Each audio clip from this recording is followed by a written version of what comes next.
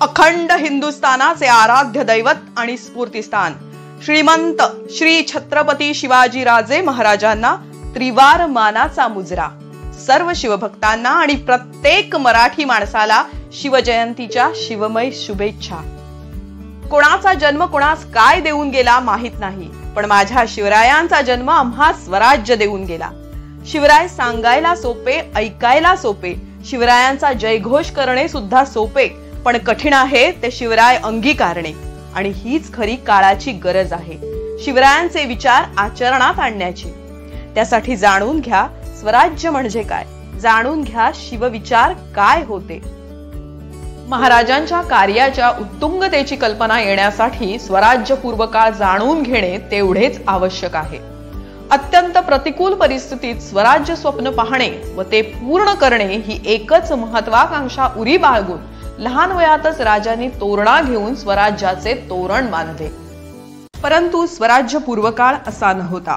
अत्यंत प्रतिकूल परिस्थिती महाराष्ट्राने पाहिली आहे। 350 वर्षापूर्वी या मराठी मातीवर नांगराला गाढवे जुंपून तो मातीत फिरवला गेला। आदिलशाही फौजा घोडे उधळीत चारही वेशींवरून पुण्यात घुसल्या, घरदार पेटवली, किंकाळ्या उठल्या, सैरा वैरा धावणाऱ्यांची तर प्रेते पडली। शाही फौजांनी पुण्याचा कसबा बेचिराग केला। फुटक्या कवड्या तुटक्या वाहनांची तोरणे लटकवून आणि भली मोठी पहार भर रस्त्यात ठोकून शाही फौजा विजापुरास परतल्या। शहाजीराजे भोसल्यांची जहागीर असलेल्या पुण्याचं पार स्मशान झालं।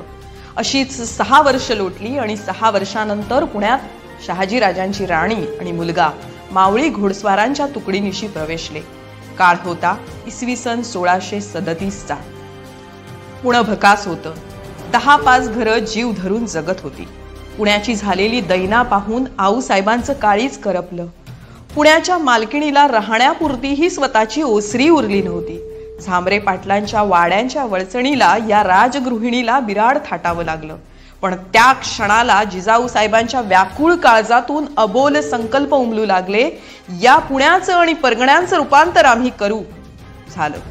4 दिवस 4 रात्री उलटल्या आणि आऊसाहेबांनी सण साजरा करावा तशी पहिली ओंजळ वाहिली ती पुण्यातल्या मोडून तोडून गेलेल्या कसबा गणपतीच्या देवळाला। पहिला जीर्णोद्धार सुरू झाला तो गणपतीच्या मंदिरापासूनच। पुण्यातली भाजून पोळून निघालेली 8 घरं 12 दारं किलकिली झाली। त्यांच्या आशा पल्लवित झाल्या। घरातली माणसं रस्त्यावर आली। कसबा गणपती दुर्वा फुलांनी प्रथमच इतका सजला पुजलेला पाहून आया बायांनाही नक्कीच असं वाटू लागलं की ही मायलेकरं म्हणजे गौरी गणपतीच पुण्यात आले। झालं। जिजाऊ साहेबांनी आज्ञा करावी आणि सर्वांनी हौसेने ते झेलावी असा भोंडला पुण्यात सुरू झाला। पुणे पुन्हा सजू लागलं। आऊसाहेबांच्या खास नजरेखाली एक एक नवनवा सजवणुकीचा डाव मुठेच्या वाहत्या काठावर रंगू लागला। पुण्यातील ती लोखंडी शाही पहार केव्हाच सुखडली गेली होती। आणि एक दिवस हलगी ताशाच्या कडकडाटात नांगराने बैल सजले। नांगराला सोन्याचा फाळ लावला होता। हो, अगदी खरं खरं 52 कशी सोनं। नांगर 5-50 पावलं फिरला। याच भुईवर 6 वर्षापूर्वी विजापूरच्या वजीर खवास खानाच्या हुकमावरून गाढव जुंपलेलं नांगर फिरला होता। पण आता दिवस सोन्याचे येणार हे पक्के होते। तरुणांच्या महत्वाकांक्षा जणू ढोल लेझिमेच्या तालावर 6 वर्षाच्या शिवबाच्या आणि आऊसाहेबांच्या सोन्याच्या नांगराभोवती फेर धरून उसळत नाचत होत्या। ती सुखावलेली मराठी जमीन जणू हर्षून निघाली होती। त्या दिवसापासून खरंच पुण्याचं परगण्यासकट रूप पालटू लागलं होतं। या सर्वात एक पोलादी मनगटाचं चतुरस्त्र चाणाक्ष चरित्र घडत होतं। ज्या महापुरुषाने स्वराज्य आणि क्रांतीचा पहिला भगवा फडकवला तोही या महाराष्ट्राच्या मातीत। सुमारे 350 वर्षापूर्वी छत्रपती शिवाजी महाराजांनी या मातीमध्ये स्वराज्य उभं केलं। जगाच्या इतिहासात शेतकऱ्यांच्या जीवावर घडलेली एकमेव क्रांती असं या स्वराज्याची व्याख्या करता येईल। आज जगात जर सर्वात जास्त कोणत्या महापुरुषाचे पुतळे असतील तर ते आपल्या छत्रपती शिवाजी महाराजांचे आहेत। खरं तर माणूस गेल्यावर त्याचे पुतळे बनतात, स्मारके बनतात, परंतु जिवंत असतानाही ज्याची स्मारके बनतात असे एकमेव व्यक्तिमत्व म्हणजे राजे। उदाहरणच द्यायचे झाले तर दक्षिण दिग्विजयाच्या निमित्ताने राजे आंध्र प्रदेशात गेले. आंध्राच्या त्या मुक्कामात महाराजांनी श्रीशैल मल्लिकार्जुनाचे दर्शन घेतले आणि महाराजांच्या लक्षात आले मंदिर तर देखणे आहेच, परंतु मंदिरास घाट नाहीत. महाराजांनी आंध्राच्या त्या मुक्कामात मंदिराचे घाट बांधून घेतले. तसेच त्या मंदिराच्या कळसाचे दर्शन घेत असताना महाराजांच्या लक्षात आले मंदिराच्या 4 कोपऱ्यांपैकी 3 कोपऱ्यांवर 3 गोपुरे आहेत, परंतु चौथे गोपूर अपूर्ण आहे. महाराजांनी आंध्रातील मंदिराच्या कारागिरांना बोलावणे धाडले आणि चौथे गोपूर बांधण्यासाठीची रक्कम आणि जबाबदारी त्यांचेवर सोपवून राजे पुढे निघाले. ते आंध्रातील कारागीरही या कृतीने चकित झाले. आजवर इतके राजे रजवाडे मंदिरात आले, दर्शन घेऊन गेले, परंतु कोणी हा विचार केला नाही. खरं तर राजे महाराष्ट्राचे, मंदिर आंध्रात, त्यांनी हे कार्य नाही केले असते तरी चालले असते, परंतु राजांचे विचार आणि वृत्ती इतकी संकुचित आणि शूद्र नव्हती. हे त्या जाणत्या राजाचे गुण त्या कारागिरांनाही भावले. त्यांनी चौथे गोपूर बांधले. त्या कारागिरांनाही कळले कोण कुठल्या प्रदेशाचा राजा आमच्या प्रदेशात येतो, कोणतीही अपेक्षा न ठेवता मंदिराचे रेंगाळलेले काम पूर्ण करतो, या राजाच्या दातृत्वाची माहिती संपूर्ण प्रदेशाला समजायलाच हवी. असा राजा सतत नजरेसमोर दिसायलाच हवा.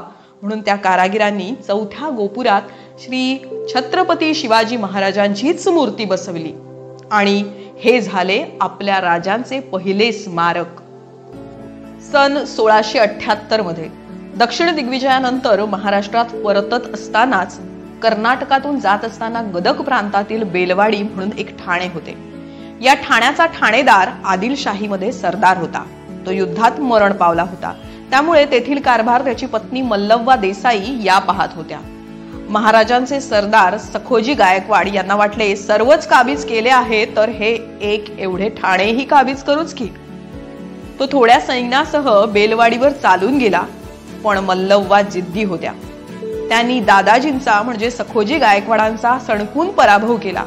दादाजींना हा पराभव पचनी पडेना. त्यांनी पुन्हा पूर्ण बळानिशी चाल करून ते ठाणे काबीज केले. मल्लव्वांना कैद करून राजाच्या समोर हजर केले. त्यावेळेस मल्लव्वांचे तान्हे बाळही त्यांच्या सोबत होते. आपण राजकैदी, राजा आपणास शिक्षा नक्की देतील असे मल्लव्वांच्या मनात पक्के होते. त्यांनी आपल्या बाळाला राजाच्या पायावर ठेवले आणि त्यास शिक्षा माफ व्हावी असे विनवले. पण राजांनी स्मित केले, इशारत केली आणि युद्धाची वाटी दरबारात आणली गेली. राजांनी त्या बाळाला मांडीवर घेऊन स्वतः वाटी चमच्याने दूध पाजले आणि त्याला आपला भाचा आणि मल्लव्वांना बहीण मानून त्यांच्या प्रदेशाची सुभेदारी परत त्यांना दिली. त्याचबरोबर चोळी बांगडीचा आहेर म्हणून अधिकचा प्रदेशही जोडून दिला. एवढेच नव्हे तर स्वतःच्या स्वातंत्र्यासाठी लढलेल्या स्त्रीचा गौरव करून सावित्रीबाई ही उपाधी तिला दिली.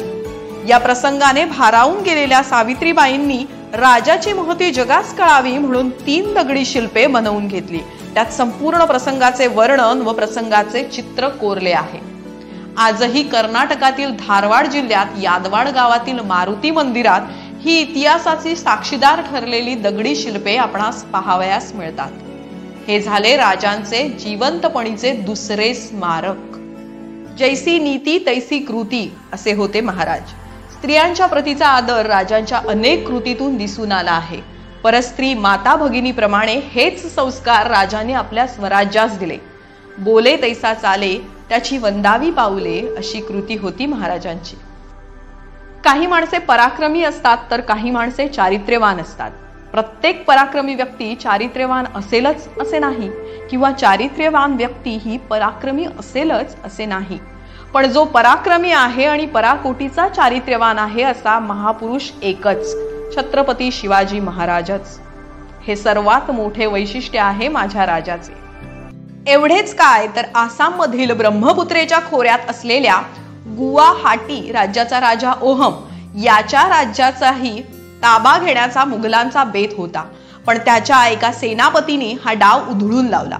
शत्रूला नामोहरम करून पळवून लावले. या प्रचंड विजयानंतर आश्चर्यचकित होऊन राजाने जेव्हा सेनापतीस विचारले की एवढ्या बलाढ्य शत्रूला तुम्ही कसे परतवले, कोणत्या बळावर, तेव्हा सेनापती म्हणाला छत्रपती शिवाजी महाराजांच्या बळावर.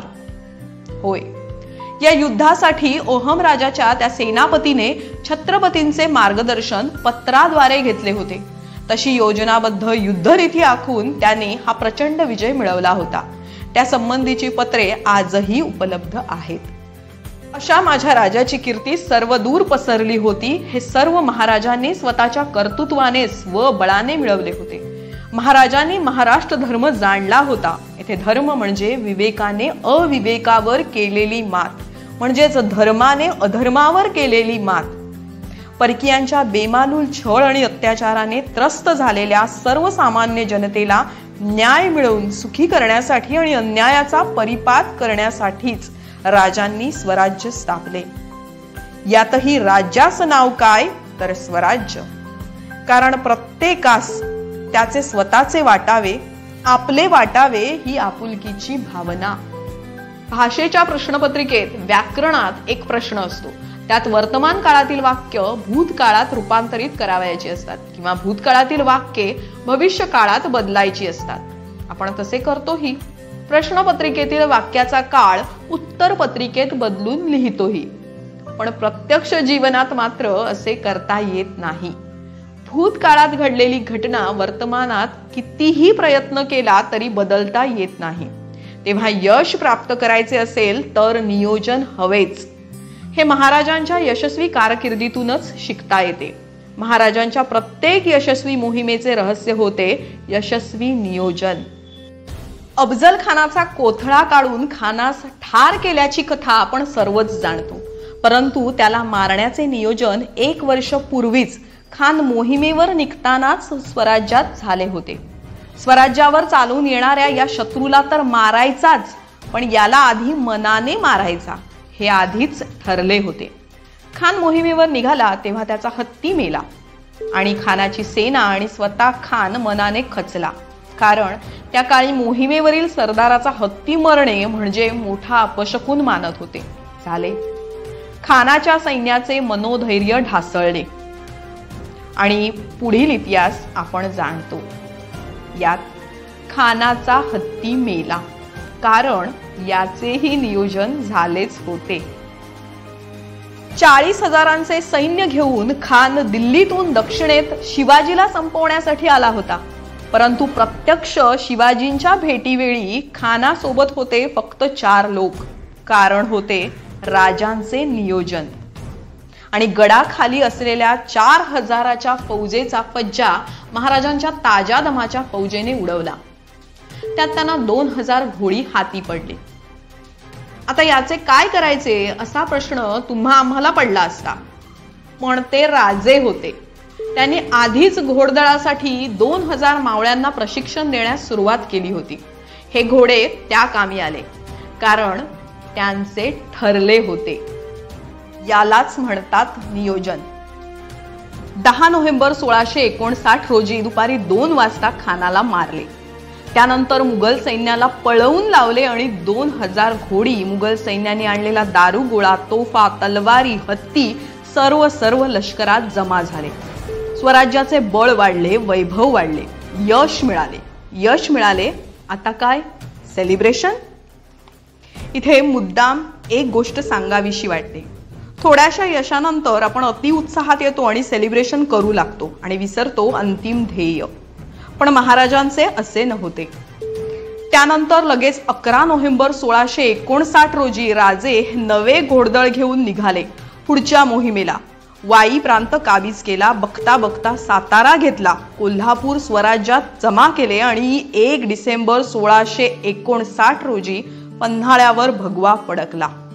उण्यापुऱ्या 20 दिवसात 200 किलोमीटरचा प्रांत आणि 18 किल्ले स्वराज्यात सामील झाले. अफजल खानाच्या मृत्यूच्या खबरीतून शत्रू सावध होण्यापूर्वीच दुसरा जबरदस्त वार. यालाच म्हणतात दूरदृष्टी, नियोजन आणि पराक्रमाची शर्थ. या पूर्ण कथेतून आपण काय घ्यायचे तर आपल्या आयुष्यात आपल्याला नेमकं काय करायचं आहे हे ध्येय आपण ठरवले पाहिजे आणि ते प्राप्त करण्यासाठी योग्य नियोजन करून त्यासाठी कष्ट करण्याची तयारी ठेवली पाहिजे.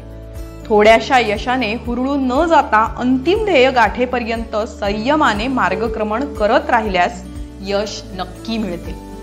हेच महाराजांच्या इतिहासातून शिकता येईल. खरं तर महाराज हे एक असे बहुआयामी व्यक्तिमत्व आहे की प्रत्येकास ते वेगळे गवसतात. शिवरायांच्या इतिहासातून नेमके काय शिकावे? पुरंदरच्या तहात 23 किल्ले मुघलांना दिल्यामुळे स्वराज्य संपले असेच सगळ्यांना वाटले होते, परंतु महाराज सोडून. कारण महाराज इथे शिकवतात, सगळं संपलंय असं ज्यावेळी वाटेल तेव्हा जास्त खंबीर व्हा. पन्हाळ्याच्या वेढ्यात सगळीकडून अपयश येत असतानाही महाराजांनी न डगमगता रणनीती आखली आणि वेढ्यातून सुखरूप बाहेर पडले. कारण महाराज इथे शिकवतात, संकटकाळी धीर सोडू नका, शांतपणे निर्णय घ्या. महाराजांचे नियम स्वतः महाराज सुद्धा मोडत नसत. अगदी जवळच्या सहकाऱ्यांना सुद्धा नियम भंगाच्या शिक्षेत माफी नसे. कारण महाराज इथे शिकवतात, नैतिकतेने आणि नियमाने वागा, सहकाऱ्यांनाही शिस्त लावा. जो 65 किलोची तलवार वागवतो तो येसाजी, जो 2000 सैनिकांशी एकटा झुंजतो तो बाजी, जो हात तुटलेला असतानाही शत्रूशी लढतो तो तानाजी, जो अवघ्या 8 तासात दिल्लीतून घोडा पुण्यात आणतो तो संताजी, जो शत्रूच्या छावणीत घुसून छावणीचा कळस कापून आणतो तो धनाजी, जो ढाण्या वाघाशी एकटा लढतो आणि त्याला उभा फाडतो तो संभाजी, आणि या सर्वांना एकत्र घेऊन स्वराज्याचे मंगल तोरण बांधतो तो शिवाजी. शत्रूलाही ज्याचा आदर वाटावा असा शिवाजी. जो राजा 130 कोटी भारतीयांच्या अस्मितेचे कारण आहे. काळाच्या भिंती ओलांडून, वेळाच्या सीमा ओलांडून जो राजा अव्याहतपणे पिढ्यानपिढ्या लोकांना प्रेरणा देत आहे, त्या माझ्या जाणत्या राजास मानाचा मुजरा.